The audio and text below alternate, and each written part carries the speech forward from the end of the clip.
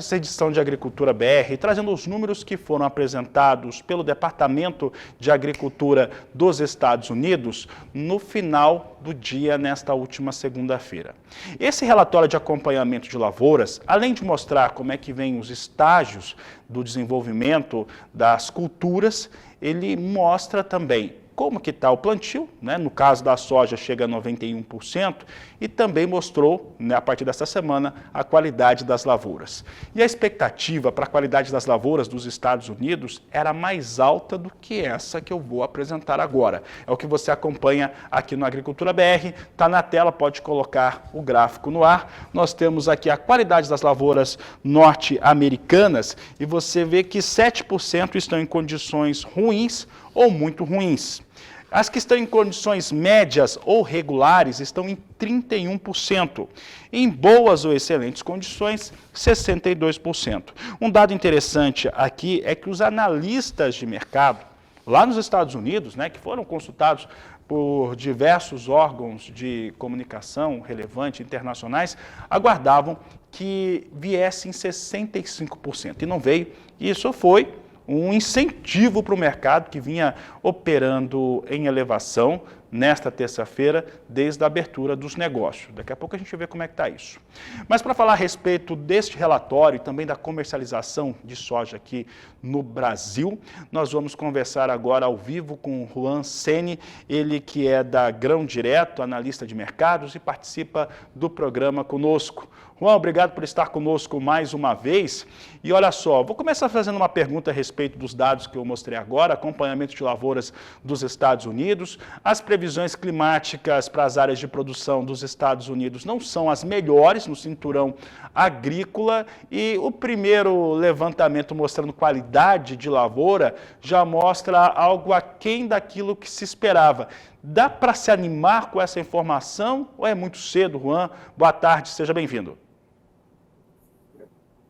Boa tarde, Fabiano. Boa tarde a todos que acompanham o Agricultura BR. Mais uma vez é um prazer participar aqui com vocês. Ainda é cedo, mas já liga um sinal de alerta para o mercado. Isso porque o USDA projeta uma safra extremamente volumosa em que praticamente nada pode dar errado para que aquele volume projetado seja atingido.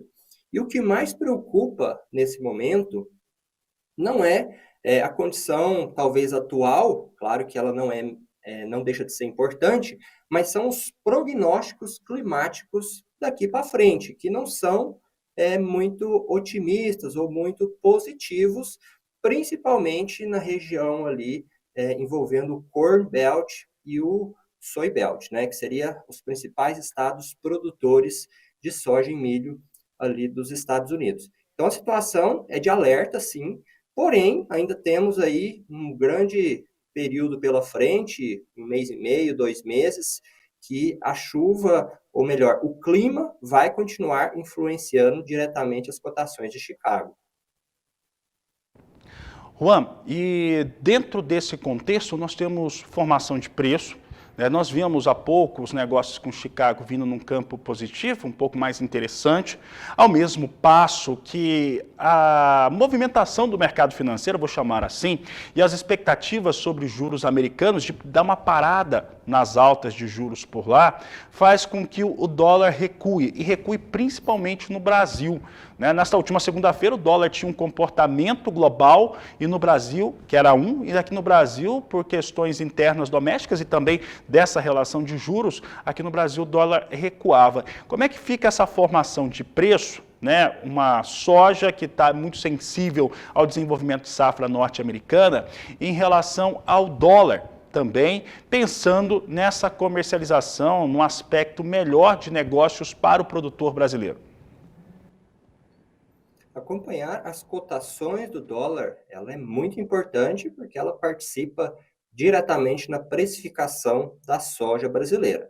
E nessa semana tudo indica que teremos uma semana mais calma, né? Na semana anterior tivemos bastante oscilação, não só aqui no Brasil, mas no mercado internacional, diante daquela incerteza sobre o possível renegociação das dívidas, né, do teto de gastos dos Estados Unidos, que acabou terminando bem, ou pelo menos momentaneamente bem, evitando o calote norte-americano que poderia causar um certo receio, colapso no mercado financeiro.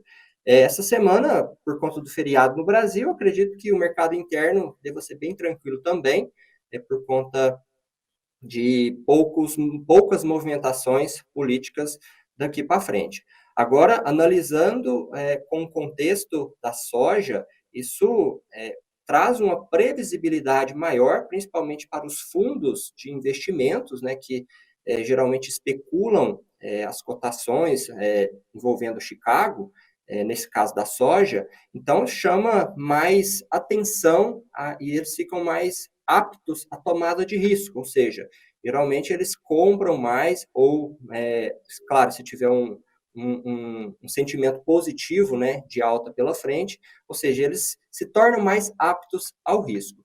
Mas o cenário, pelo menos de curto a médio prazo, seria um dólar abaixo de R$ 5, podemos dizer assim. Então, é um cenário menos favorável, né, do que meses atrás, que a gente tinha o dólar bem alto, bem acima de R$ 5. Sene, para encerrarmos, falando a respeito dessa formação de preços frente a uma demanda, é importante lembrar que a demanda ela é muito firme aqui para a soja brasileira, não só por parte de China, mas também de outros países que têm feito aquisição da oleaginosa junto às tradings que operam no Brasil.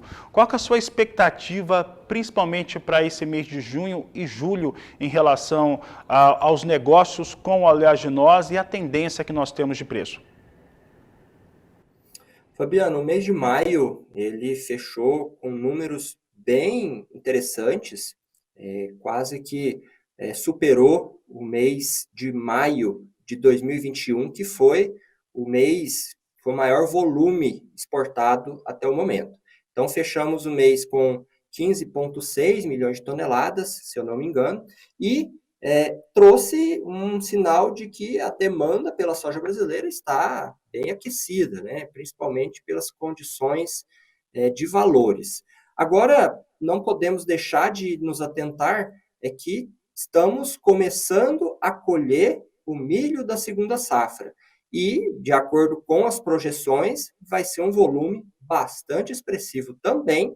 E no segundo semestre, historicamente, o Brasil é muito exportador no mercado de milho. Então, esse milho começa a competir com a soja a partir de agora, a competir principalmente por espaço logístico, por espaço de exportação nos portos, e isso pode ser que seja um ponto negativo para a soja. Inclusive, a gente projeta uma redução em relação ao mês anterior, nesse mês de junho e julho, mais ainda, ou seja, um ritmo de queda, principalmente tomada pelo volume que deve chegar de milho aí no mercado e deve ser exportado no segundo semestre.